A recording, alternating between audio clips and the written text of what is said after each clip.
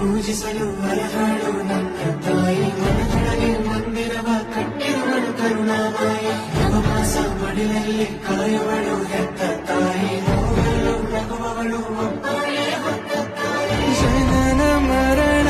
ಜಗದ ಸಂತೆ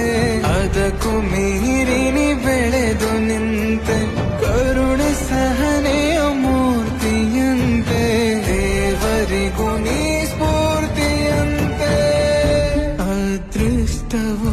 ನನ್ನ ಪಾಲಿಗೆ ನಿನ್ನ ಕಂದನು ನಾನಾಗಿ ಹೇ